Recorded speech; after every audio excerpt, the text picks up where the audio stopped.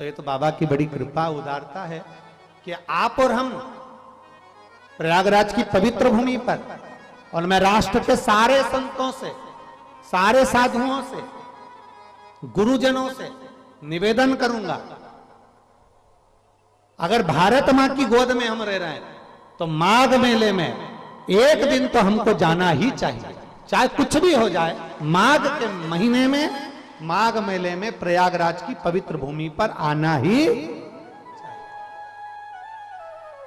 और हम तो बहुत बहुत साधुवाद देते हैं सतुआ बाबा जी को, जो खींच कर यहाँ बुला ही लेते हैं। ये प्रभु कृपा ही है, और आप लोगों के बीच में आना हो जाता है, शिव कृपा के बिना नहीं हो सकता। पिछले वर्ष भी सतुआ बाबा सेवा शिविर, सतुआ बाबा सेवा शिविर द्वारा ये पवित्र शिव महापुराण की कथा का आयोजन पिछले वर्ष भी रहा। ना जाने आप लोगों ने सतुआ बाबा पे कौन सा टोना कर दिया है।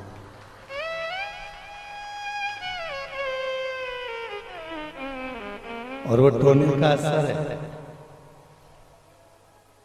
जो इस वर्ष भी माघ मेले में वो ये 2 दिवसीय शिव चर्चा,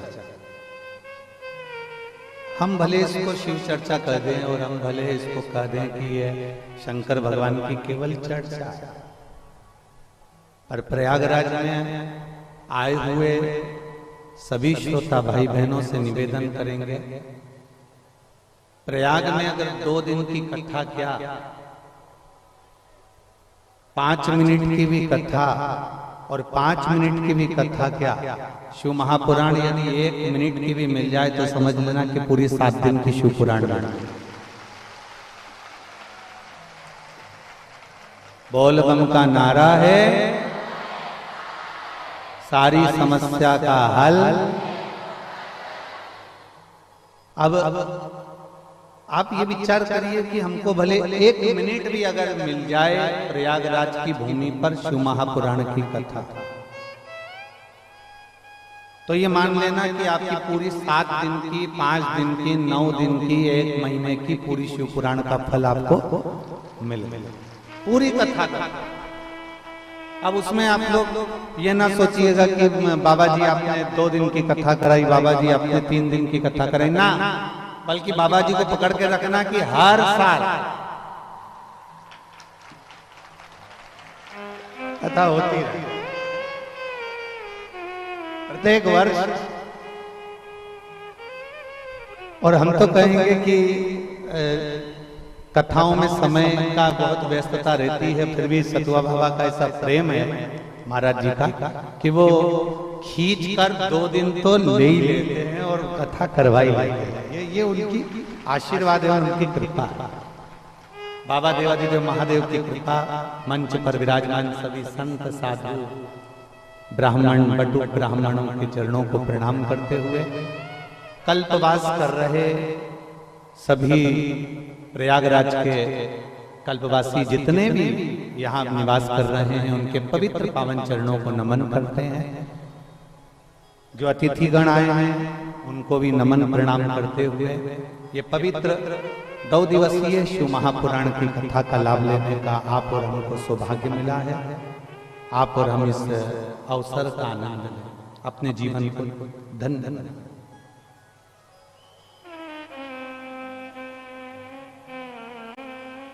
एक जीवन में मानव का शरीर मिलना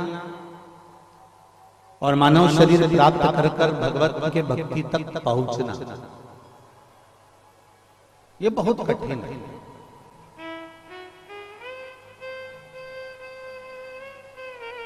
हमने पहले भी कथा में कहा कि आप डिग्रियां प्राप्त कर सकते हो, डिग्रियां मिलने में देरी नहीं लगेगी, डिग्री आप प्राप्त कर सकते हो। मेहनत करोगे, परिश्रम करोगे, बहुत अच्छी मेहनत में रहोगे तो ऐसी कोई डिग्री नहीं है जो आपके जीवन में आपको नहीं मिल सकती। आप जितनी मेहनत करोगे उतनी अच्छी डिग्री आपके हाथ में होगी। आपका परिश्रम, आपका कर्म और आपकी मेहनत आपको डिग्री दिला दे। पर डिग्री मिलने के बाद भी शिव महापुराण की कथा कहती है कि किसी को डॉक्टर की डिग्री मिल गई, किसी को इंजीनियर की डिग्री मिल गई, किसी को सीए की डिग्री मिल गई, कोई अच्छा डॉक्टर बन गया, कोई अच्छा सीए बन गया, कोई अच्छा इंजीनियर बन गया, कोई अच्छा पद पर जाकर विराजमान हो गया। पर शिव महापुराण की कथा कहती है वो डिग्री मिलने के बाद भी एक सबसे बड़ी डिग्री है, वो आपकी नम्रता की डिग्री है कि आपके अंदर नम्रता कितनी, आपका व्यवहार कैसा, आपके अंदर की नम्रता कैसी।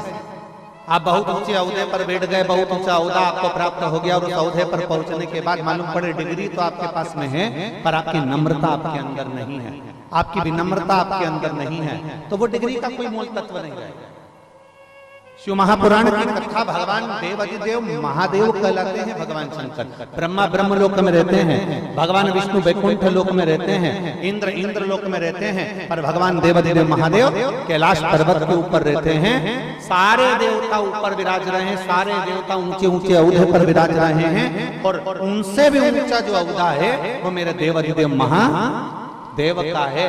पर महादेव इतने ऊंचे औहदे पर होने के बाद भी मेरे देवाधिदेव महादेव नम्रता, सहजता, सरलता किसको कहते हैं कि देवताओं ने मंथन करा और मंथन में अमृत तो देवताओं ने रख लिया पर विष मेरे महादेव के पास में भेज दिया और महादेव के पास में विष गया तो भी मेरे महादेव मुस्कुराकर उस विष को पी गए, क्योंकि महादेव को मालूम था कि मैं बहुत घर का बड़ा व्यक्ति हूँ और घर का जो बुजुर्ग होता है, घर का जो बड़ा होता है उसको विष पीने की आदत सी हो जाती है, वो लोगों की बात सुनने की आदत अपने अंदर रख ही ले। और तेरी कृपा बिना न हिले एक भी अणु, लेते हैं श्वास तेरी कृपा से। हे गंगाधार मुक्तिवार ओंकार तू, भोले ओंकार तू, आयो शरण तिहार शंभुतार बखान क्या करूं मैं राखों के ढेर का, चपटी बहुत में खजाना कुबेर का।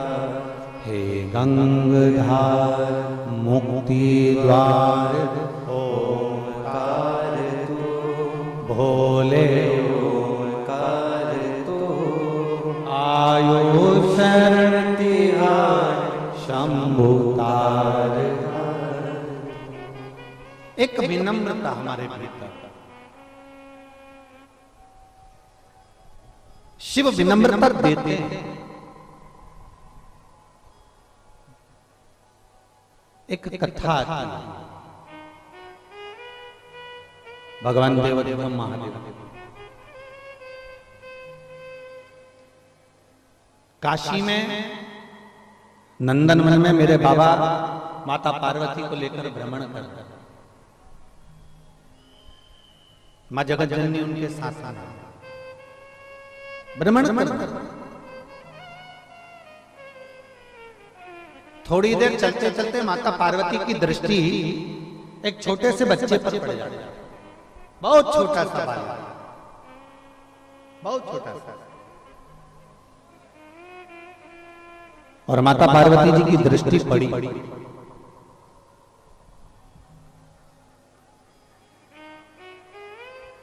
और माता पार्वती जी ने देवाधिदेव महादेव से कहा ये छोटा सा बच्चा अपनी माता पिता के हाथ को छोड़कर ये भटक गया है। तो पार्वती जी ने भगवान देवाधिदेव महादेव जी से कहा कि आपका और हमारा फर्ज है कि इस बच्चे का हाथ पकड़कर हम इसके माता पिता के पास तक पहुंचा दें। अगर ये बालक भटक गया है तो इस बालक को हाथ पकड़कर हम इसके माता पिता तक पहुंचाएं, ये हमारा फर्ज है। माता पार्वती जी ने जब भगवान देवादिदेव महादेव से कहा, भगवान शिव जी से जब कहा, बाबा देवादिदेव महादेव कुछ देर के लिए मौन हो गए, चुप, एकदम उनके कोई शब्द नहीं निकलते।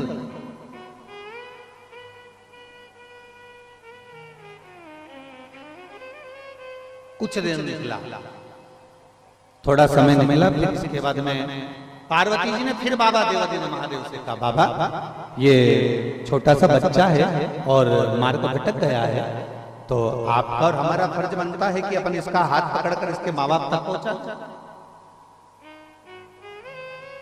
शिव जी कुछ नहीं, मौन। थोड़ी देर बाद पार्वती जी क्या देखती है, थोड़ी देर तक तो बच्चा रोया, थोड़ी देर तक तो वो बच्चा बिलखा, थोड़ी देर बाद माता पार्वती जी ने क्या देखा कि वो बच्चा बिलख रहा था, रो रहा था, और थोड़ी देर बाद वो बच्चा उठा और राह ढूंढते ढूंढते ढूंढते ढूंढते ढूंढते ढूंढते कुछ समय में वो अपने माँ बाप के पास में पहुंच गए। अब शिव जी ने तुरंत पार्वती मैया का इशारा करा और इशारा कर कर कहा, देखो पार्वती, ये बालक अपने माता पिता के पास पहुंच गया,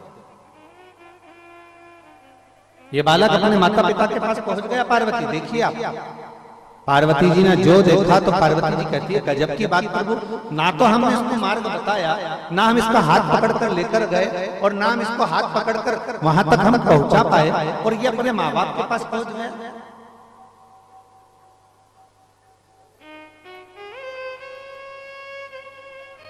शिव कह रहा है, पार्वती दो चीजें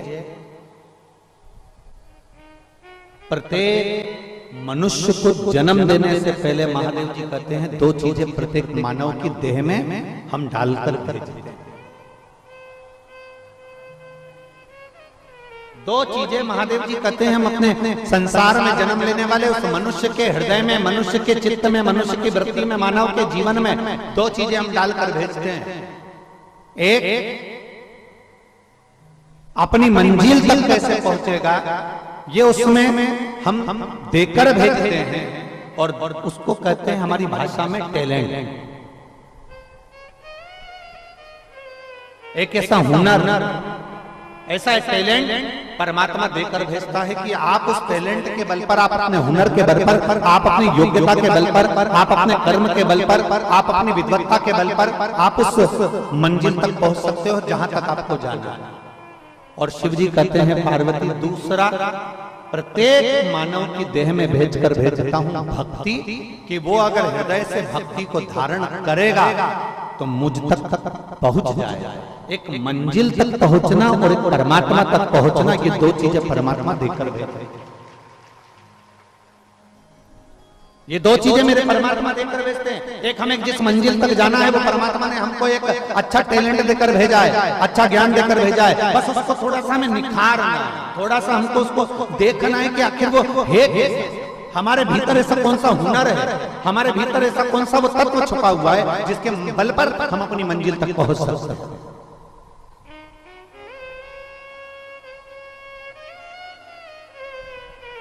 ए मेरी प्रयाग की जीजियों और मेरे प्रयाग के जी जाओ, एक बात बताओ, गाड़ी कहाँ छोड़ी तुम लोगों ने? यहाँ से 1-2 किलोमीटर दूर तो छोड़ी होगी ना? जम के तो बोलो, छोड़ी ना? ठीक है। वहां से यहां तक कैसे आए हैं? पैदल।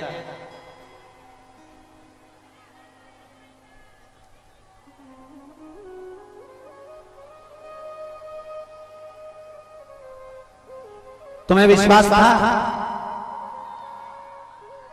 कि तुम कथा स्थल तक पहुंच जाओगे? काय पर विश्वास था? अपने आप पर कि अपने पांव पर?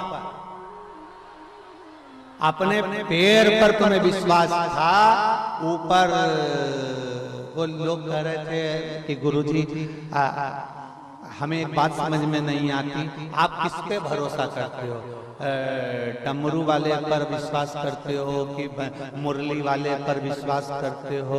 आप किस पे विश्वास करते हो? हमने कहा कि ये जितना यहाँ ये कथा में आए हैं ना, पोटला वाले ये बैग ले लेके और सिर पे अपना अपना पोटला, बिस्तर, दरी, चादर सब ले लेकर जो आए हैं ना, ये किसी डमरू वाले से और मुरली वाले से कम नहीं है, इनका विश्वास बड़ा।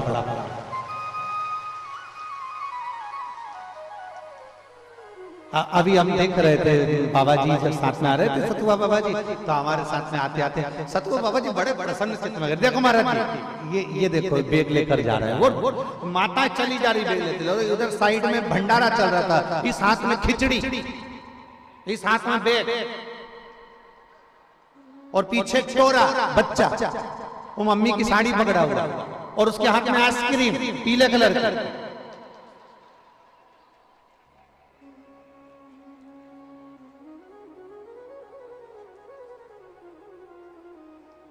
और बच्चा रोता रोता आइसक्रीम भी खा रहा है,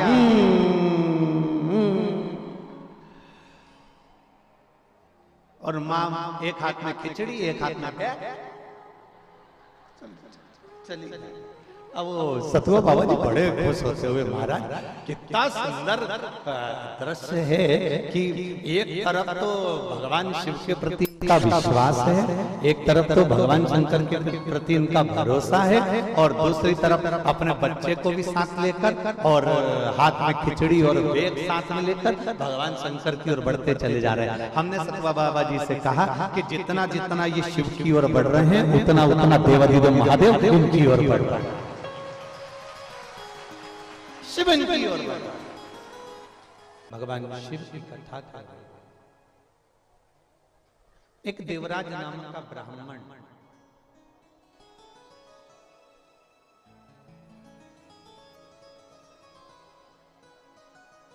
अपने ब्राह्मण कर्म को छोड़कर गलत कर्म में लग जाता, चोरी का धन लेकर शिवालय में पहुंच जाता। शिव महापुराण की कथा में आप लोगों ने श्रवण किया है कि अब कैसे भी अच्छे हो बुरे हो, अब जैसे भी फिर भी अपने माता पिता के लिए आप श्रेष्ठ हो। एक बात हमने पहले कही थी, आपके स्मरण में होगी कि एक बच्चा यदि गटर में, नाली में, कीचड़ में गिर जाता है तो वो बच्चे को मोहल्ले के लोग निकाल जरूर लेंगे, कॉलोनी के लोग उसको बाहर जरूर कर लेंगे, पर अपने गले नहीं लगाएंगे। लगाएंगे क्या? जम के तो बोलो, लगाएंगे नहीं। बच्चा अगर नाली में गिर गया, बच्चा अगर गटर में गिर गया, बच्चा अगर खड्डे में गिर गया, तो मोहल्ले के लोग उसको निकाल जरूर देंगे, पर मोहल्ले के लोग, कॉलोनी के लोग, सोसाइटी के लोग अपने गले से नहीं लगाएंगे। गले से कौन लगाएगा? अगर माँ ने देख लिया या पिता ने देख लिया या माँ ने देख लिया, तो फिर वो माँ और पिता जब एक बार देख लेते हैं तो बच्चे को तुरंत दौड़ते हैं और दौड़कर उसको अपने गले से लगा देते हैं। अब माँ बाप ने ये नहीं देखा कि यह बच्चा गंदगी में सना हुआ है या गटर के पानी में लगा हुआ है या गंदे पानी में लगा हुआ है। माँ बाप ने तो ये देखा कि मेरी औलाद है, मेरी संतान, और उसको गले से लगा। जैसे माता पिता ये देखते हैं कि मेरा बच्चा है और मुझे गले से लगाना है, उसी तरह आप कितने भी पाप कर्म में विलीन हैं। कोई कहता है आप झूठ बोलते हैं, मंदिर मत जाया करो। कोई कहता है आप चोरी करते हैं, मंदिर में मत जाया करो। कोई कहता है आप कपट करते हैं, मंदिर में मत जाया करो। कोई कहते हैं आप ऐसे गंदे हो, मंदिर में मत जाया करो। शिव महापुराण की कथा कहती है, सनातन धर्म कहता है, हमारा हिंदू धर्म कहता है, आप कितने भी बेकार हो तो भी शिवालय में जाया करो, तुम्हारा पिता एक दिन तुम्हें गले से जरूर लगाएगा, ये निश्चित है। आप शिवालय में जाओ, तुम्हारा पिता तुम्हें गले से जरूर लगाएगा, ये निश्चित। तेरे मंदिर में आना मेरा काम है और मेरी बिगड़ी बनाना तेरा। आप उसके दरवाजे तक जाओ तो सही, आप उसकी चौखट तक जाओ तो। जब आप उसके दरवाजे तक जाओगे, चौखट तक जाओगे, जब आप उसके दरवाजे तक पहुंचोगे तो वो एक ना एक दिन आपको हृदय से लगाएगा ही, ये निश्चित है। आपको अपने गले से, अपने कलेजे से लगाएगा ही, ये पक्का।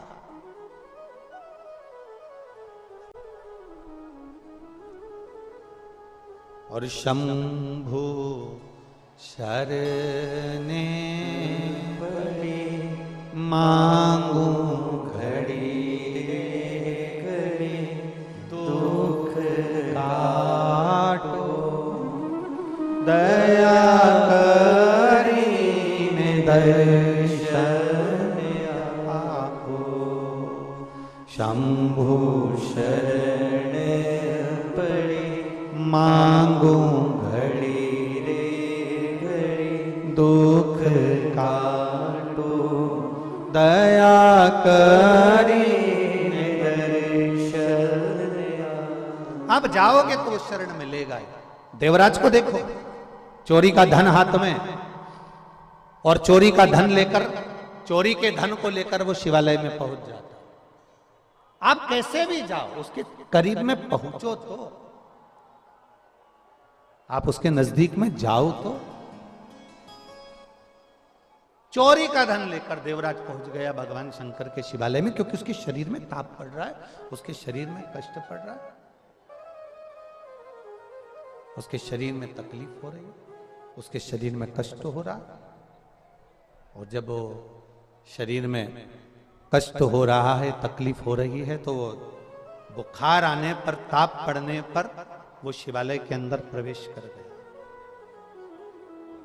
भजन नहीं सुहा रहा, शिव महापुराण की कथा वहां चल रही थी। कोई विद्वान संत वहां कथा का वाचन कर रहे थे।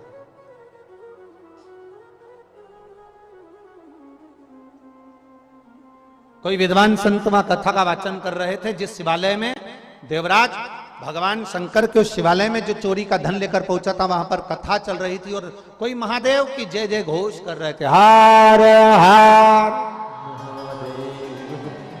अब जैसे जैसे महादेव का जय घोष होता तो देवराज को बड़ा गुस्सा आता,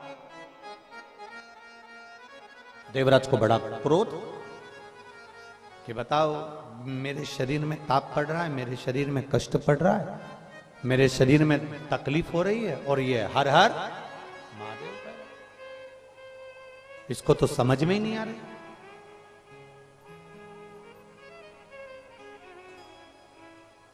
जब तक गलत अन्न और गलत धन, तीन चीजें हैं, बहुत सावधानी से सुनिएगा। गलत अन्न, गलत धन और गलत नारी का संग जिस व्यक्ति के साथ होता है, उसको कभी सत्संग, भजन, कीर्तन, तीर्थ, संत, साधु या भगवान का नाम उसको सुहाता नहीं, सुहाता ही नहीं। कौन कौन? पहला, गलत अन्न, गलत धन और गलत नारी का संग। आपको भगवान, अगर आप गलत अन्न ग्रहण कर रहे हैं तो भगवान की शरणागति आपको ठीक नहीं लगेगी। आप सियोर वाला महाराज कितना भी बोल ले, साधु संत सन्यासी तपस्वी साधक उपासक कितना भी वर्णन कर दें, ब्राह्मण जन कितना भी वर्णन कर दें, आपको संत की वाणी, गुरु की वाणी अच्छी नहीं लगेगी। दूसरा, गलत धन अगर आपके पास में आ रहा है तो आप, जब आपके पास में धन बढ़ता है, सत्ता बढ़ती है, वैभव बढ़ता है, तो आपको पहले भी कथा में कहा कि आपके तीन मित्र बन जाते हैं। पहला ताली, प्रशंसा करने वाले, दूसरा थाली, होटल में खिलाने वाले, और तीसरा प्याली, मैं खाने में पिलाने वाले, ये बढ़ जाते हैं। ये तीन मित्र बढ़ जाते हैं और ये तीन मित्र एक दिन बर्बाद कर कर छोड़ देते हैं। तो शास्त्र कहता है, एक अन्न का असर जल्दी होता है। दूसरा, धन का असर, गलत धन यदि आपके पास में आ रहा है तो उसका असर जल्दी होता है। और तीसरे नंबर पर है पर स्त्री, कोई ऐसी नारी जो तुम्हारे से केवल धन के लोभ में जुड़ी है, कोई धन के लिए, कोई व्यापार आदि के लिए, कोई आपसे सिद्धता पाने के लिए, कोई अच्छा पाने के लिए आपसे जुड़ी है, तो समझ लो कि वो आपको बर्बाद कर कर ही छोड़े।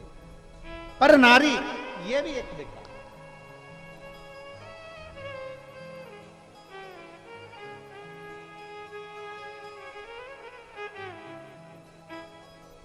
कई लोगों को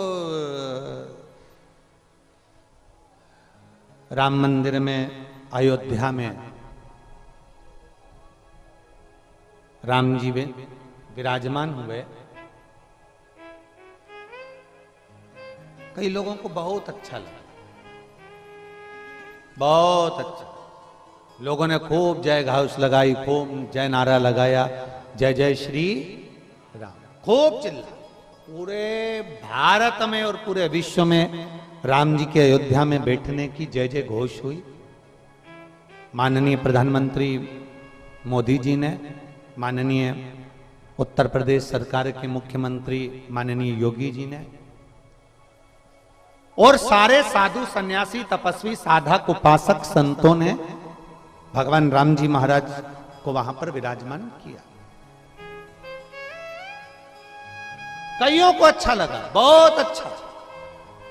पर कई ऐसे भी थे जिनको अवध में राम जी बैठ रहे होंगे तो सुहा नहीं रहा होगा, रात की नींद गायब हो गई। कई ऐसे भी।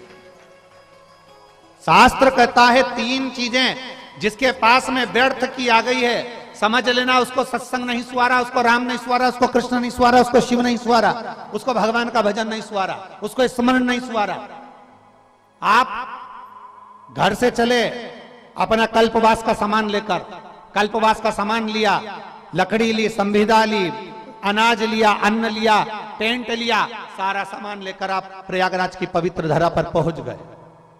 और प्रयागराज की पवित्र धरा पर पहुंच गए, मालूम पड़े उस कल्पवास के अंतर्गत आप तो भगवान का भजन कर रहे हो, आप राम नाम जप रहे हो, आप कृष्ण नाम जप रहे हो, आप गंगा का स्नान कर रहे हो, त्रिवेणी संगम में जा रहे हो, दीपदान कर रहे हो, भगवान के विरल भक्ति को धारण कर रहे हो। 1 महीने के लिए आप भगवान का भजन करने के लिए आए हो, 1 महीने के लिए आप प्रयागराज की पवित्र भूमि पर विराजमान हो, शिव नाम, राम नाम, कृष्ण नाम आप जप रहे हो। पर 1 महीने के अंदर 1 दिन, 2 दिन, 3 दिन हमारी वाणी का आपको थोड़ा बुरा लग सकता है। जितने लोग यहां बैठे हैं, हो सकता है बुरा लग जाए, तो आप टेंशन मत लेना, लग जाए तो अगली बार मत बुलाना, उसमें कोई चिंता का विषय नहीं। 1 महीने के लिए हम कल्पवास करने के लिए आए, 1 महीने हम यहां रहने के लिए आए, 1 महीने के लिए त्रिवेणी संगम पर आए, 1 महीने के लिए अन्न का सामग्री। शंभू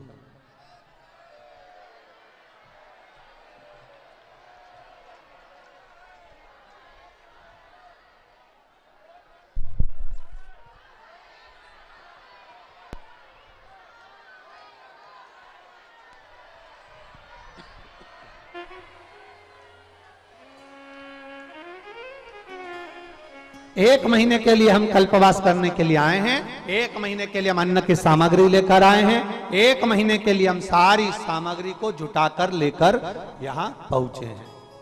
1 महीने। अब जरा विचार करिए,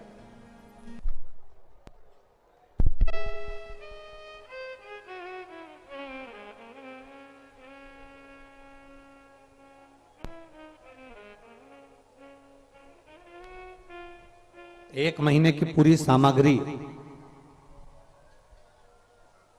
1 महीने का पूरा सामान लेकर हम यहां पहुंचे। थोड़ा ध्यान देना,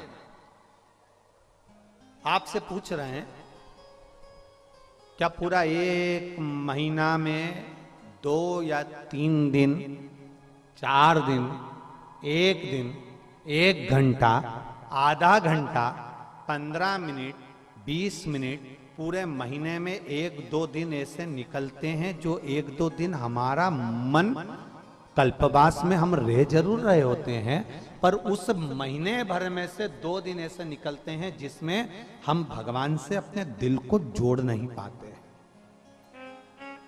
पूरे महीने आप कल्पवास कर रहे हैं, आप रह रहे हैं, आप गंगा त्रिवेणी का स्नान कर रहे हैं, आप राम नाम कृष्ण नाम शिव नाम जप रहे हैं, आप साबुन का त्याग कर दिए, आपने बहुत सारी वस्तुओं का त्याग कर दिया, आपने पलंग का त्याग कर दिया, आप जमीन का शयन कर रहे हैं, भूमि का शयन कर रहे हैं, आप कल्पवास का निवास कर रहे हैं, पर उस पूरे महीने में 1 या 2 दिन 3 दिन ऐसे निकलते हैं जिस 3 दिन में हमारा चित्त, हमारा मन, हमारा दिल भगवान से थोड़ा सा दूर हो जाता है।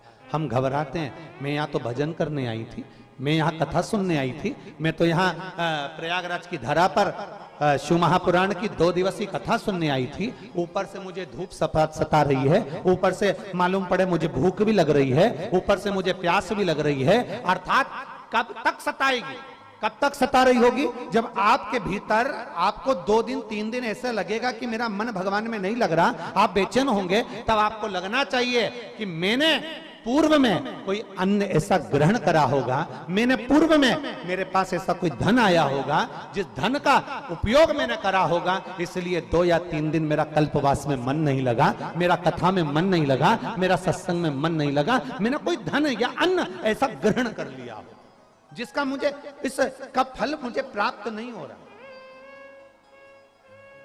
पर धीरे धीरे धीरे धीरे धीरे धीरे आपका मन जब भगवान की कथा में रम जाए, लगने लगे कि हाँ मुझे कथा का रसतत्व ग्रहण करना है, 2 दिन मुझे कथा का। यहाँ एक बहन बैठी है जिसने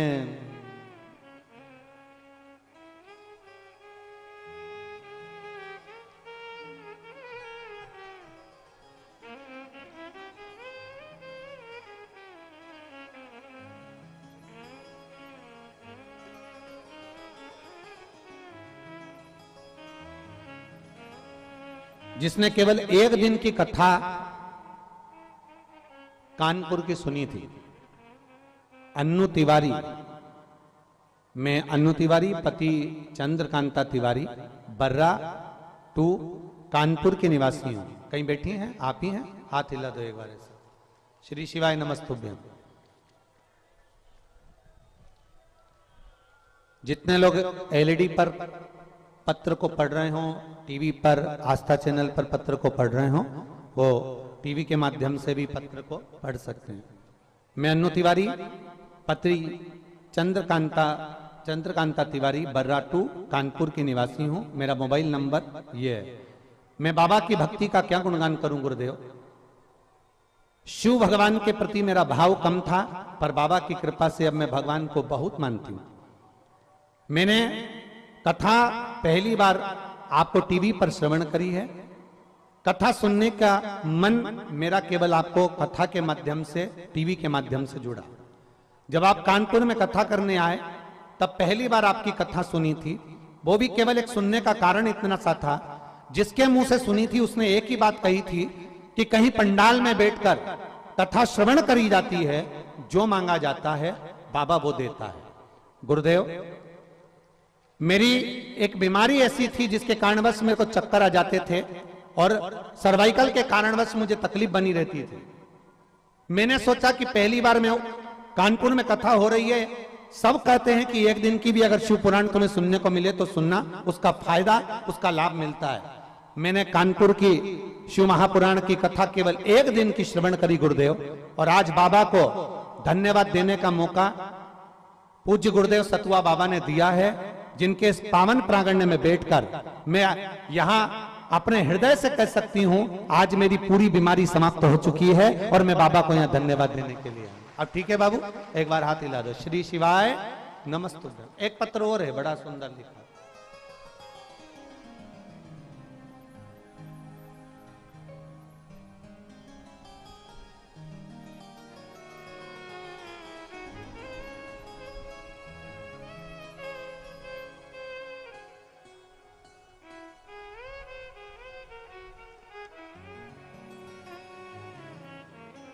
मेरा नाम ज्योति उमर वैश्य, पिता स्वर्गीय पवन कुमार पवन कुमार उमर वैश्य, माँ फूलकली उमर वैश्य, उम्र है 23 साल।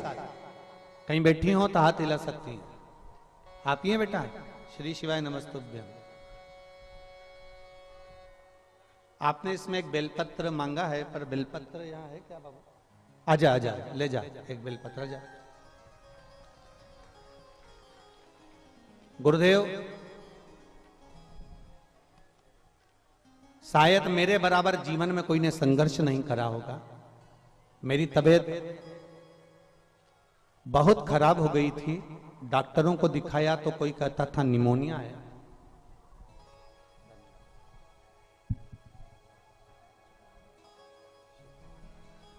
कोई कहता था निमोनिया है, कोई कहता था टीबी है। बीमारी का पता नहीं पड़ा।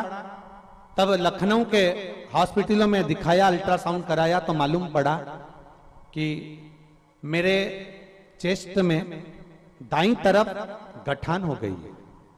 उस गठान का मालूम पड़ा तो उस गठान के फेफड़े में पानी भर चुका था और वहां एक गठान थी। गठान का मालूम पड़ते ही तब हमारा इलाज चालू हुआ और वो गठान साधारण नहीं है, कैंसर की गठान है। गुरुदेव, कैंसर जैसी बड़ी बीमारी की गठान सुनकर आंखों से आंसू बह गया। मेरा वो बीमारी के कारणवश एक तरफ पूर्ण तरह से मुझे तकलीफ होने लगी और डॉक्टर ने बोला कि इसकी जो गठान है वो पूरे शरीर में कैंसर की गठान का पस फैल चुका है, जिसके कारणवश ये 2 या 3 दिन की जीवित रहेगी, क्योंकि इसका कैंसर 4th पर पहुंच चुका है। इसका बचना बहुत मुश्किल है। मगर मेरे भोले बाबा तो भोले बाबा हैं गुरुदेव। मैं क्या वर्णन करूं? टीवी पर आपकी कथा सुनकर मुझे बल मिला। मैं बिस्तर पर लेटी लेटी कथा सुनती थी। तब मेरी मम्मी ने 1 लोटा जल शिवजी को चढ़ाना प्रारंभ करा और बाबा का पशुपतिनाथ का व्रत किया। महाराज, मैं बाबा का क्या वर्णन करूं? 10 महीने 20 दिसंबर तक मैं फेफड़े में पानी भराता रहता था और मेरा कैंसर मुझे तकलीफ देता रहता था।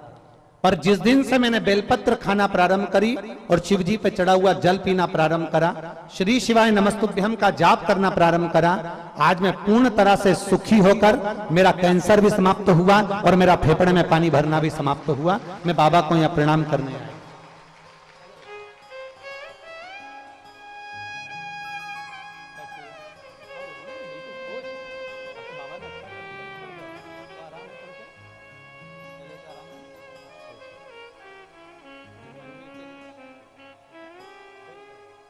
आंखों का स्पोच सब ठीक है शंभु। और तेरी कृपा बिना न हिले एक भी अणु, लेते हैं श्वास तेरी कृपा से करो करो। हे गंगाधार मुक्ति द्वार ओमकार तू, बोले ओमकार तू, आयो शरण तिहार शंभु तार। आप कैसे भी हो, कैसे? देवराज चोर चोरी कर दिया, चोरी का धन लेकर शिवजी के मंदिर में पहुंच गया। चोरी का धन लेकर भगवान शंकर के मंदिर में पहुंचा और जब चोरी का धन लेकर भगवान शंकर के मंदिर में पहुंचा तो अभी कथा में कहा कि एक अन्न, एक धन और एक पराई नारी बर्बाद कर देती, बेकार। चोरी का धन था, शिवालय में पहुंच गया। कोई हर हर महादेव कहता तो इसको गुस्सा आ जाता, कोई भगवान शिव का नाम लेता तो इसको क्रोध आ जाता। कई कई लोग ऐसे भी हैं संसार सागर में जिनसे जय श्री राम कर लो तो भी उनको ऐसा लगता है कि ये दूसरी पार्टी के हैं। महाराज आजकल तो बड़ा विडंबना है, अगर आपसे राम राम कर लिया ना किसी से तो उनको लगेगा ये पार्टी विशेष के हैं ना। भगवान राम ना तो किसी पार्टी के हैं। भगवान राम तो जब हम पैदा हुए, हमारी श्वास, सनातन धर्म का एक एक व्यक्ति जो मृत्यु लोक में जन्म लेता है, उसकी श्वास में जितनी शरीर में श्वासें प्रतिदिन निकल रही होती है, उस श्वास में राम पहले से ही समाहित होता है। इसलिए जीव हमेशा जय जय श्री राम कहता रहता है। उसमें हमें यह नहीं सोचना कि कोई पार्टी विशेष का नाम है ना, भगवान का नाम लेने में हमें पीछे नहीं हटना। देवराज, जैसे ही शंकर जी का नाम निकलता देवराज को क्रोध आता, अपने आप को थोड़ा क्रोध में अपने आप को मारने का प्रयास करता। चोरी का धन लिया, उठाया और चोरी का धन लेकर बाहर चले गया कि अब मुझे यहां आवाज नहीं आई, अब मुझे यहां आवाज नहीं आई। और चोरी का धन लेकर बाहर गया, फिर आवाज उसके कानों में पड़ने लगी, हर हर महा। जैसे ही वापिस आवाज आई, फिर वापिस जैसी आवाज आई, आवाज आते से देवराज अब मंदिर के प्रांगण से भी बाहर चले गए, बहुत दूर, बहुत दूर, जहां तक आवाज ना पहुंचे, कोई आवाज आए ही ना। शिव महापुराण की कथा एक बहुत सुंदर बात कहती है महाराज कि जीवन में अगर मौका मिल जाए और तुम्हें कोई सूचना मिल जाए कि शिव महापुराण की कथा हो रही है, या भगवान शंकर का अभिषेक हो रहा है, या भगवान शंकर का नजदीक में मंदिर बन रहा है, या भगवान शंकर का कोई शिवलिंग है जो यहाँ विराजमान है, अगर आपको सूचना मिले तो हम तो कहते हैं प्रयास करना, प्रथम प्रयास करना कि अगर नजदीक में शिव महापुराण की कथा हो रही हो तो सबसे पहला प्रयास करना अपने घर वालों को धन्यवाद देकर कथा के पंडाल में जाकर 1 मिनट की कथा सुनना, पर कथा के पंडाल में पहुंचना। जाइए। अब कोई कहे कि महाराज जी कथा में बैठने से क्या मिल जाएगा, क्या धन मिलेगा, सत्ता मिलेगी, समय मिलेगा, या कोई हमारे को बहुत प्रमोशन मिल जाएगा, या हमारे को बहुत सारा धन वैभव मिल जाएगा। शिव महापुराण की कथा कहती है तुम्हारा ना तो हम प्रमोशन की बात करेंगे, ना हम ये कहेंगे कि तुम्हें करोड़ों का धन मिलेगा, ना हम कहेंगे कि तुम्हारे को कुछ मिलेगा, पर इतना जरूर है अंतिम समय में जब प्राण छूट रहे हो, कोई ऐसी घटना घट गई हो और प्राण छूट रहे हो, और अंतिम समय में जब आईसीयू में पड़े होगे या वेंटिलेटर पर पड़े होगे, जैसे उस बेटी ने पत्र में लिखा कि मेरा तो सब कुछ चले गया था और सब समाप्त हो गया था, पर मेरा विश्वास शिव ने जीवित रखा, शंकर ने जीवित रखा। मान लो कोई साथ नहीं दे, धन वैभव सत्ता सब अपनी जगह पर, अकेले आईसीयू में पड़े हुए हो, वेंटिलेटर पर पड़े हो, तब तुमको जब अकेले पड़े हुए हो और अंतिम सांसें चल रही हो और तुमसे कोई केले गुलाब जामुन खा,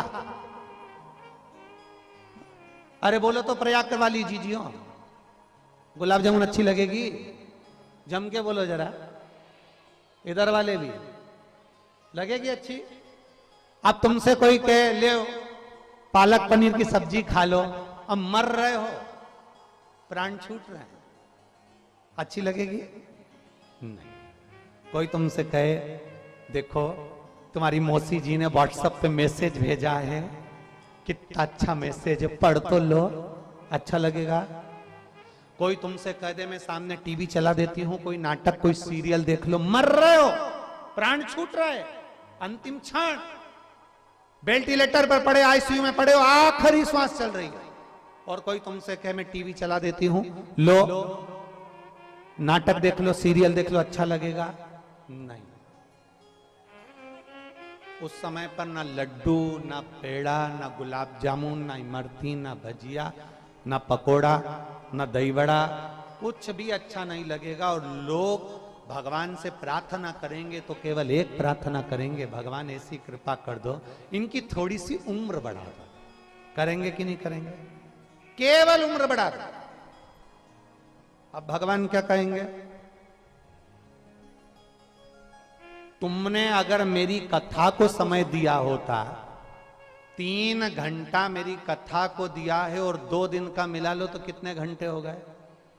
अब ये 6 घंटे तो हमारी भाषा में देखा जाए तो आधा घंटा तो आशीष ले जाए, बचा कितना, नहीं दोनों का मिला के 2 दिन का 5 घंटा। अब 5 घंटे में से हम कह रहे हैं ये 5 घंटा है, पर इसके अलावा का समय निकालिए।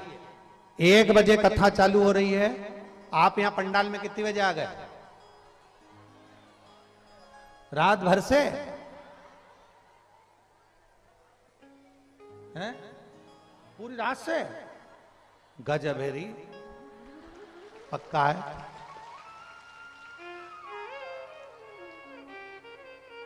तो कुछ खाया भी है कि नहीं,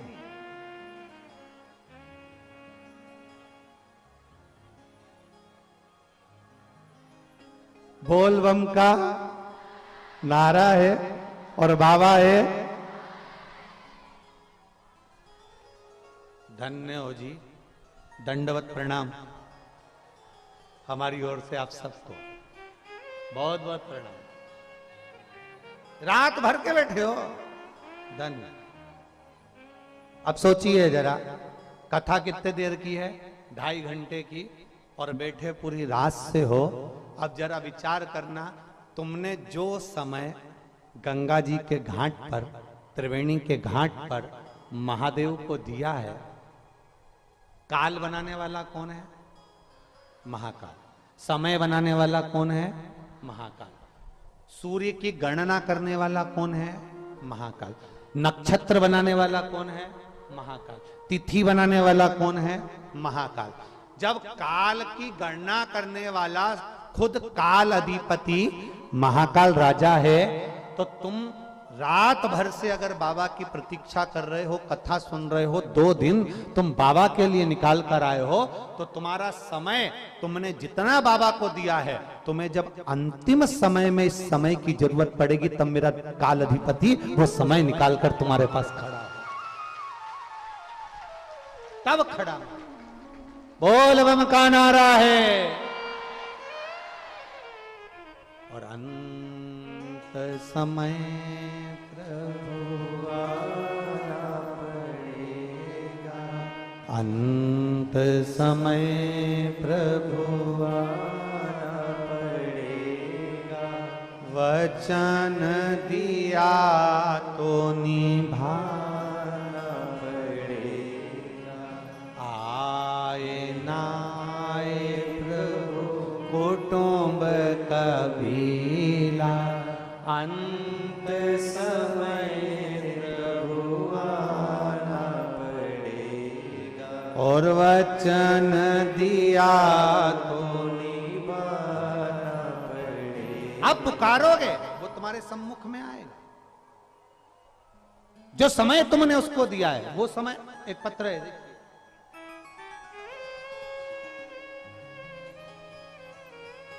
मैं ज्योति साहू पुत्री राम प्रसाद साहू, मैं ग्राम अकबरपुर, मिर्जापुर, कंसेदा, प्रयागराज की रहने वाली हूं। कहीं बैठी हैं इधर है, कहां है, हाथ हिलाओ। अच्छा यही लोग है ना।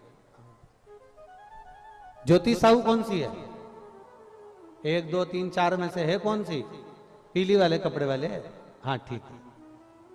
मैं ज्योति साहू पुत्री राम प्रसाद साहू, मैं ग्राम अकबरपुरा, मिर्जापुर, कसेदा, प्रयागराज की रहने वाली। मेरा मोबाइल नंबर ही है। आजा बेटा, एक बेलपत्र ले जा, आजा।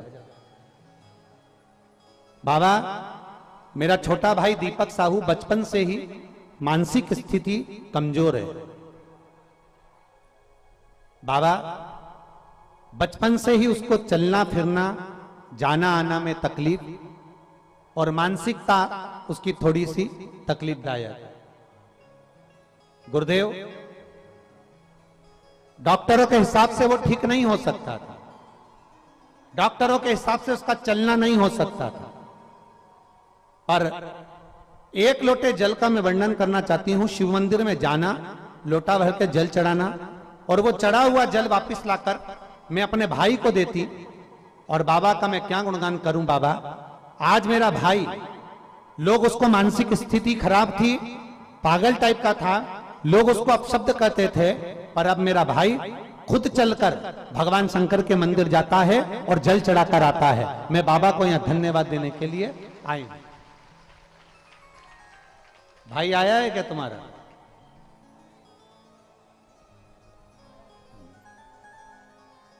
जो चल नहीं सकता था, बैठा रहता था, मानसिक स्थिति ठीक नहीं थी, अब वो स्वयं लोटा भरकर जल लेकर जाता है और शिवजी को चढ़ाता है। आज मैं अपने भाई को भी यहां लेकर आई हूं।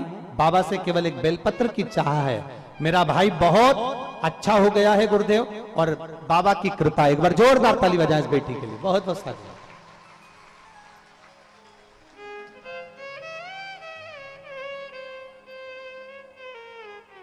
शंभो शरण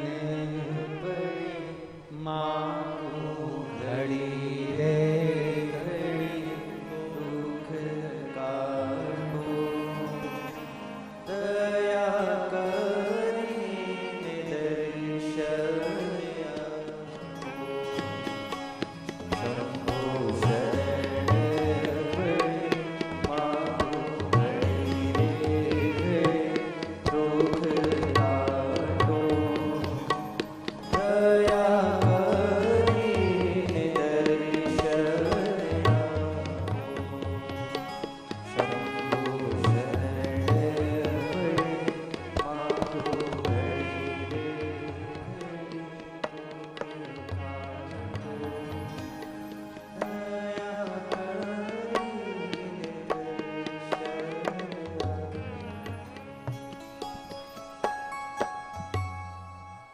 शंभो शरणे मांगू घड़ी रे दुख काटो, दया करी दर्शन। अब दिल से प्रार्थना, वो दिल से सुनता है। आप दिल से कहेंगे, वो दिल से सुने। जहां जगह मिल जाए ना, वहां बैठकर जिस समय पर श्री शिवाय, जम के बोलो जरा, श्री शिवाय नमस्तुभ्यम। जहां जगह मिल जाए और इस व्यासपीठ के सामने बैठकर जहां से बोलने का मौका मिल जाए, वहां बोलकर बाबा से अपने मन की बात जरूर कहो, दिल से।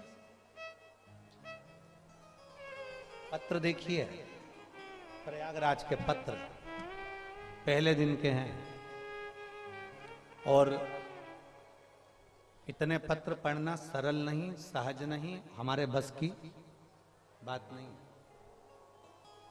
पर दिल से और विश्वास से कहते हैं। 2 दिन की कथा मिली है, 2 दिन सुनो, और 2 दिन सुनने के बाद तुम्हारे नजदीक में जब भी कथा हो, ये गंगा मैया के तट पर कहकर जाना कि अगला पत्र मेरा भी व्यासपीठ पर पहुंचना चाहिए।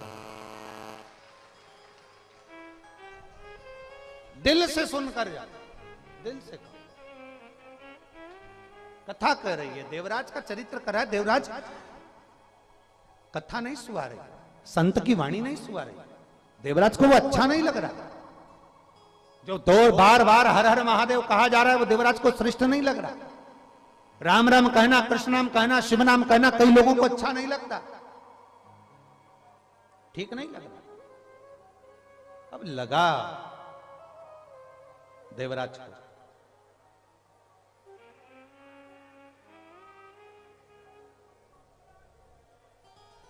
लगा, छोड़ा मंदिर का प्रांगण, मंदिर छोड़कर, देवालय छोड़कर, शिवालय छोड़कर देवराज मंदिर से बाहर निकल गए। और मंदिर से बाहर निकले तो एक बेलपत्री का वृक्ष था, जिस वृक्ष के नीचे देवराज बैठ गया। शरीर में ताप पड़ रहा था, बुखार आ रहा था। कोई पूर्व की पुण्याई, कोई पूर्व की पुण्य। नसीहत और वसीयत दो चीजें हैं। दुनिया के लोगों को वसीयत तो अच्छी लगती है पर नसीहत अच्छी नहीं लगती। पर शिव महापुराण की कथा कहती है कोई पूर्व की पुण्याई, हमारे पूर्व का किया हुआ कोई अच्छा कर्म, हमारे माता पिता का कोई अच्छा किया हुआ कर्म। हम पहले भी कथा में कहे जैसे गुल्लक बच्चा भरता है और गुल्लक भरने के बाद फोड़ता है तो कोई बड़ा सा गिफ्ट लेकर आता है। जब हमारे पुण्य की गुल्लक भराती है, हमारा पुण्य जब एकत्रित होता है, 21,600 श्वास मनुष्य के शरीर से प्रतिदिन निकल रही है। 3.5 करोड़ रोम छिद्र ये मनुष्य के शरीर पर हैं और 21,600 श्वास में से ना जाने कितनी श्वास व्यर्थ जा रही है और ना जाने कितनी श्वास परमात्मा के भजन में आ रही है। जब वो परमात्मा के भजन में जो श्वास जा रही है, वो श्वास जब भराती है, जब हमारे पुण्य की गुल्लक भराती है, माता पिता के पुण्य की गुल्लक भराती है, हमारे पूर्वजों के पुण्य की गुल्लक भराती है, तब जाकर कभी जिंदगी में एक बार शिव महापुराण की कथा में पहुंचने का मौका मिलता। हमारे पुण्य की गुल्लक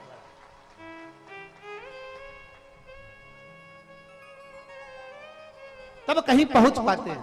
भगवान शंकर की शरणागत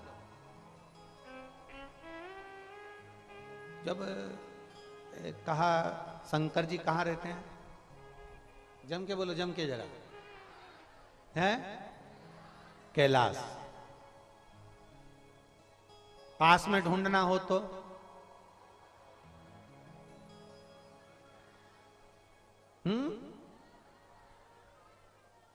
शमशान में, बहुत जोरदार, सही है।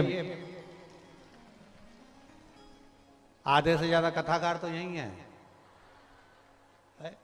बहुत जोरदार बोले हो। शंकर जी कहां रहते हैं? अपने नजदीक में, बिल्कुल करीब। कैलाश पर्वत तो अपन जा नहीं सकते, कैलाश जाना है तो भी ज्यादा वजन लेकर नहीं जाएंगे, और शमशान में जाना हो मोजे जूते, ब्यूटी पार्लर सब करके फिर जाओगे क्या? पूरा तैयार खूब सारा सामान लेकर नहीं। कैलाश भी जाना है तो जितना सामान छोड़ जाओगे उतने अच्छे से तुम्हारी यात्रा सुखद होगी। हम तो आप लोगों से पहले भी कहते हैं, यहां पर भी कर रहे हैं, जब भी शिव महापुराण की कथा में कहीं पंडाल में आओ ना, ज्यादा सामान वामान लेकर मत आया करो। ज्यादा सामान लेकर आते हो तो ज्यादा टेंशन रहता। बहुत अच्छा वीआईपी फोन ले जाओ, आधा टेंशन कोई ले नहीं जाए, ले नहीं जाए, ले नहीं जाए, और मालूम पड़े सोने का सामान पहन कर चले जाओ तो टेंशन। इसलिए शंकर की कथा में जाओ, मेले में जाओ, कुछ लेकर मत जाओ। किसके भरोसे जा रहे हो? जम के बोलो जरा।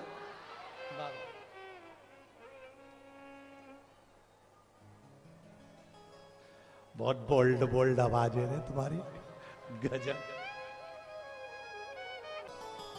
भगवान शंकर की कथा कर रही है, भगवान देवादिदेव महादेव का चरित्र कह रहा है। गलत है देव, पर पूर्व का पुण्य प्रबल हुआ।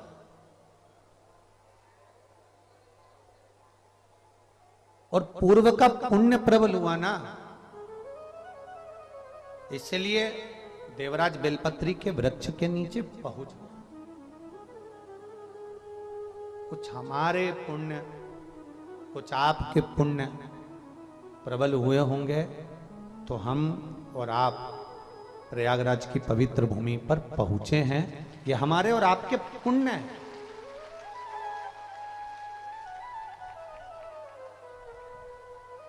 सतुआ बाबा जी तो 2 साल से लगातार, वैसे तो सतुआ बाबा सेवा शिविर प्रयागराज की पवित्र भूमि पर लगता ही रहा है, और 2 वर्ष से सतुआ बाबा जी, और ये देखो ये कथा खाक चौक में बाबा जी के उस पंडाल में ही होने वाली थी। हमने पहले निमंत्रण आप लोगों को वहीं का दिया था, बोलो सही है। फिर वो तो बाबा जी का धन्यवाद, सतुआ बाबा जी का, जिन्होंने प्रशासन से बात करी और प्रशासन के लिए भी एक बार जोरदार ताली बजाएं, जिन्होंने इतनी अच्छी व्यवस्था संभाली। प्रशासन को कहा कि भक्त लोग आएंगे और जहां हमारा पंडाल लगा है वहां पर कथा होगी तो जगह छोटी पड़ेगी, क्योंकि पिछली बार भी गली में बहुत सारे लोग भरा गए थे, फिर बेचारे गंगा नहाने वाले जा ही नहीं सकते थे, तो बड़ा तकलीफ आता था। तो प्रशासन ने भी साथ दिया और सतुआ बाबा जी ने ये निर्णय जो लिया कि बिल्कुल घाट पर, अब यहाँ टेंट नहीं लगा पाए तुम्हारे लिए, क्योंकि गंगा माँ की छत्र छाया तुम पे होना जरूरी है, इसलिए। तो हम भी हमारे ऊपर नहीं लगवाते, पर ये आस्था चैनल वाले हैं ना, इनको थोड़ा सा अंधेरा टाइप का चाहिए, थोड़ा सा जिसमें हमारा चेहरा दिख जाए, नहीं तो ऐसा कोई विशेष नहीं है। हमने तो इनसे कहा था तुम भी उसमें कैमरे में चश्मा वश्मा लगा दो जिसमें अंधेरा दिख जाए, पर वो बोले नहीं गुरुजी वो थोड़ा सा टेंट होना जरूरी है, ठीक है। देवराज के ऊपर कृपा जो हुई, देवराज की जो माता जी थी वो शंकर भगवान का स्मरण किया करते, शिव को एक लोटा जल समर्पित करना, भगवान शंकर को भजना, शिव की स्तुति करना, उसका जो पुण्य प्रबल हुआ, देवराज बेलपत्री के वृक्ष की छांव में पहुंच गए। पुण्य प्रबल हुआ तो अच्छी जगह पहुंचे। पुण्य प्रबल होता है तो गंगा के घाट तक पहुंच जाते हैं, पुण्य प्रबल होता है तो प्रयागराज में पहुंच जाते हैं, पुण्य प्रबल होता है तो शिव महापुराण की कथा में पहुंच जाते हैं, और जब हमारा पाप प्रबल होता है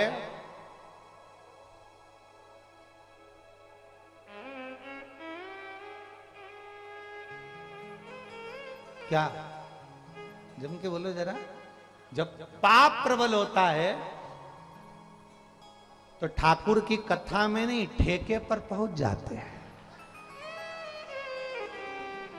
ये पाप की प्रबलता है, फिर ठाकुर की कथा नहीं अच्छी लगती, भगवान की कथा अच्छी नहीं लगती। भगवान की कथा में अगर मन लगे, चित्त लगे और अपना हृदय लग जाए, एक बार लग जाए, तुम एक बार परमात्मा के हो जाओ, फिर परमात्मा तुम्हारा। एक बार तुमने भगवान, अभी वो कजन कौन कौन सा डे चल रहा है,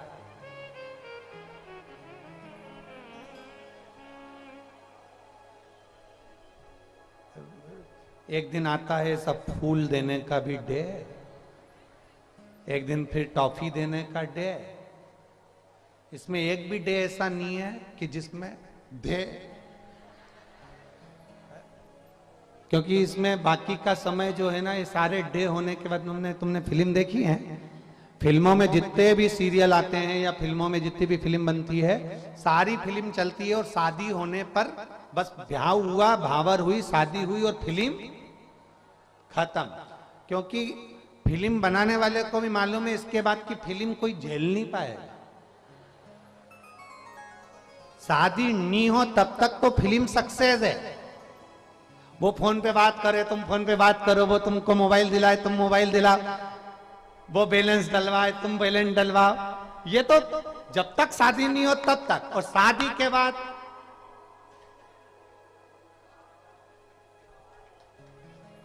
के बाद इसमें भी एक पत्र है,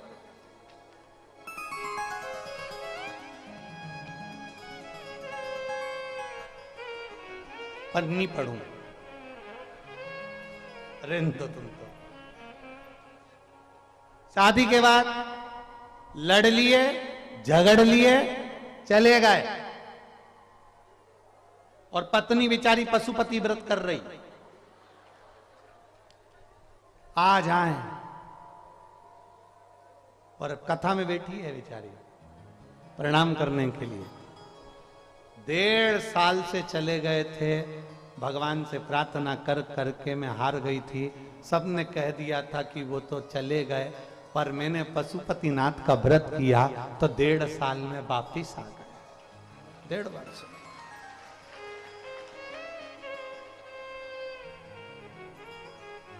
बोल दो नाम।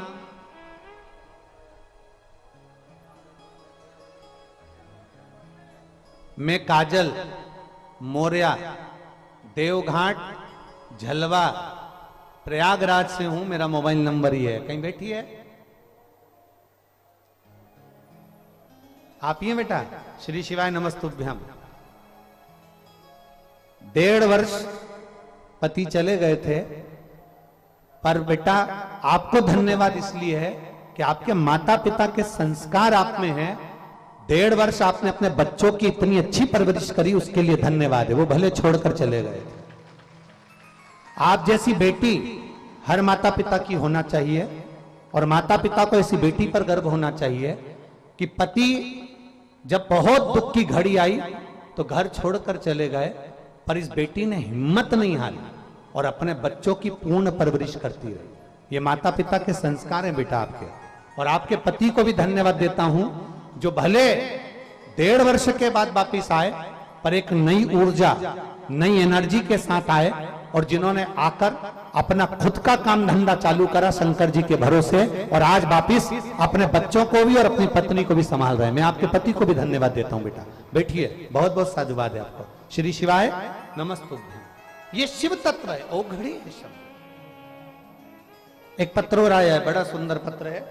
उन्होंने पत्र का डब्बा भी अच्छा बनाया है वो, और पत्र में पूरी हॉस्पिटल की लगभग 200 पेज की पूरी फाइल लगाई गई है।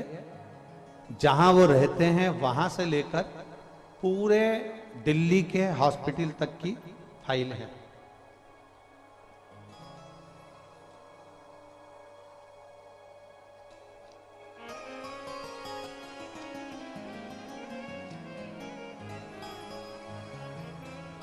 मेरा नाम शिव केसरवानी है, बेटी दिया केसरवानी, अशोक सुंदरी, पता 140 R3 M2 Beniganj Prayagraj 211016 UP. Mobile number ये है। कहीं बैठी हैं? कहीं बैठी हो तो हाथ हिला सकती हैं। अगर कहीं बैठी हो तो हाथ हिलाएं। मेरा नाम है शिव केसरवानी। कहाँ है? अच्छा उधर है। बच्ची आई है बाबू साथ में? हाँ ले आओ इसको, ले आओ इसको। मेरा नाम शिव केसरवानी है, दिया केसरवानी, पता है 140 R3 M2 Beniganj Prayagraj Uttar Pradesh. Mobile number ये है। गुरुदेव मैं पूरे डॉक्टरों की फाइल आपको लगाकर भेजा हूं। मेरी बेटी 9 महीने की थी तब उसको नॉर्मल इन्फेक्शन हुआ था, और प्रयागराज के दामिनी अस्पताल में उसको एडमिट किया गया था, जहां 3 दिनों तक बेटी का स्वास्थ्य ठीक नहीं हो पाया। तो हमें खबर करी गई कि इस बेटी को आप कोई दूसरे हॉस्पिटल में ले जाएं। हम जागृति अस्पताल में लेकर गए प्रयागराज के, फिर वहां पर एडमिट किया। वहां पर भी डॉक्टरों ने चेकअप करा, उनसे जितना बना उन्होंने किया। उसके बाद मालूम पड़ा बेटी की जब जांचें करी गई तो लीवर पूरा डैमेज हो चुका था, 90% काम कर रहा था। लीवर जब पूरा खराब हो गया तब डॉक्टरों ने कहा कि इस बच्ची को कैसे भी कोई बड़ी सिटी में ले जाओ। हम 16 मार्च 2023 को शाम 5 बजे आईसीयू से निकालकर उसको आईसीयू एम्बुलेंस से हम उसको दिल्ली ले गए। दिल्ली जब ले जाने का मन करा तो हमारा मन करा कि एक बार कानपुर में दिखाया जाए। हम कानपुर में बच्ची को दिखाने के लिए गए। वहां पर बच्ची की तबीयत और ज्यादा खराब हो गई। तबीयत खराब होने के बाद हम उसको यहाँ के एशियन हॉस्पिटल से निकालकर फरीदाबाद ले गए। फरीदाबाद के हॉस्पिटल से निकालकर 17 मार्च के दिन हम उसको रात को 3 बजे हॉस्पिटल से निकालकर फिर उसको दिल्ली की ओर लेकर गए, और नोएडा के सेक्टर नंबर 27 में मेरी बेटी को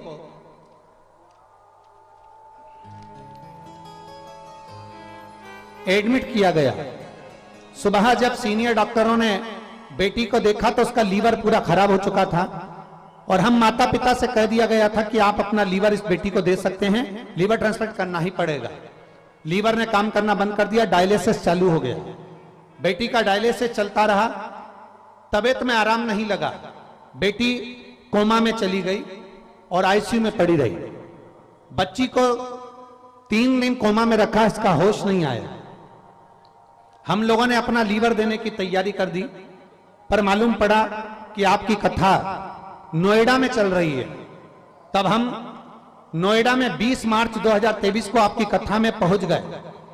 बेटी अंतिम सांसें गिन रही थी, हॉस्पिटल में पड़ी थी, उसका लीवर ट्रांसप्लांट होना था। और हम नोएडा की कथा में घर का एक व्यक्ति जाकर आपसे बेलपत्री की गुहार करी, पर गुरुदेव भीड़ इतनी थी कि आपकी बेलपत्र नहीं मिल पाई। तब हम वहां से वापिस आए, फिर वापिस हम बेलपत्री के लिए दूसरे दिन फिर वापिस हम लोग नोएडा में चल रही कथा में पहुंचे। वहां पर आशीष भैया मिले। आशीष भैया से हमने कहा कि हमको व्यासपीठ की एक बेलपत्र दे दो आशीष भैया। आशीष भैया ने व्यासपीठ की बेलपत्र उतार कर हमको दे दी। हम उस समय रो रहे थे, हमारी बेटी अंतिम सांसें गिन रही थी, उसका लीवर ट्रांसप्लांट होना था, उसका डायलिसिस चालू हो चुका था। अब हम करते क्या? आशीष भैया ने कहा बस इस बेलपत्र को ले जाओ, बाबा के भरोसे जाओ, श्री शिवाय नमस्तुभ्यम कहकर बेलपत्री को उसके पलंग के पास रख देना। हमने बेलपत्र को उसके पलंग के पास रखा। डॉक्टरों ने मना किया, फिर भी हमने उसको प्रणाम करके डॉक्टर को कहा कि इस बेलपत्र को रख दो। डॉक्टर के हिसाब से बेलपत्र रखी। 3 दिन के अंदर बेटी ने आंख खोल ली और बाबा की कृपा से अब उसका डायलिसिस भी बंद हो गया, उसका लीवर भी ट्रांसफर नहीं हुआ और बेटी हमारे साथ में यहाँ प्रणाम करने आई है गुरुदेव। अब हमारी बेटी बिल्कुल ठीक हो चुकी है, जिसका डॉक्टर ने एकदम मना कर दिया था। उसके दोनों फोटो लगा रहे हैं और बेटी को भी लेकर आए। ये 2 फोटो हैं। बेटी एक वेंटिलेटर पर पड़ी है, आप लोग उसको एलईडी पर देख रहे होंगे। जो बेटी वेंटिलेटर पर पड़ी है वो, और जब बेटी ठीक हो गई उसका भी फोटो लगाया है, जो बेटी यहां पर अभी मंच पर व्यासपीठ पर आएगी।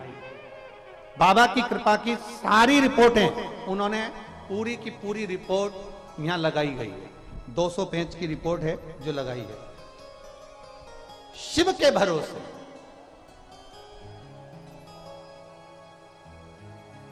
खाली ना जाता कोई घर से तुम्हारे, खाली ना जाता कोई दर से तुम्हारे, मैं भी खड़ा हूँ नंदी बाहे फरसाए, अपने हृदय से लगा लो गिरी जा रही हूँ, उठा लो।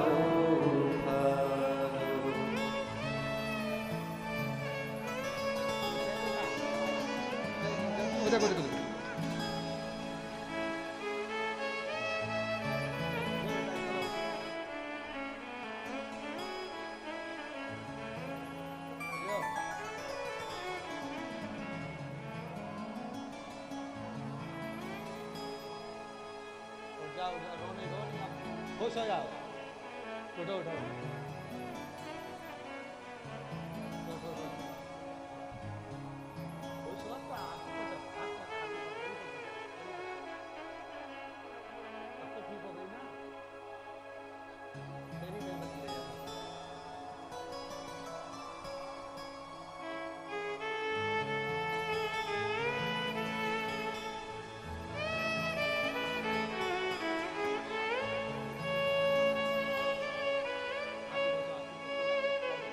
जाना चाहिए, यहां से जाओ ना तो एकदम खुश। बाबा ने अच्छा कर दिया ना, संभल। अरे खाली ना जाता कोई दर से तुम्हारे, मैं भी खड़ी हूँ नदी बाहे फरसाए, अपने हृदय से लगा लो गिरा जा रहा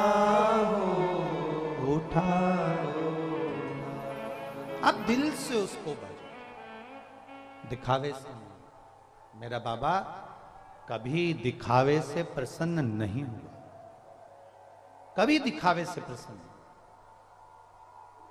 आप प्रयागराज की भूमि पर बैठे हो, बाबा देवाधिदेव महादेव की पावन कथा सुन रहे हो। ये यहां लोग एक एक महीने के लिए रहते हैं, आप 2 दिन के लिए आए हो।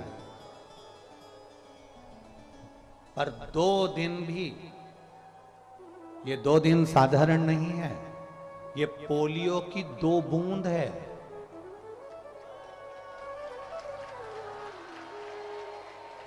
ये 2 दिन केवल साधारण नहीं है, पोलियो की 2 बूंद दवा पिला दो तो पोलियो जिंदगी भर नहीं होता।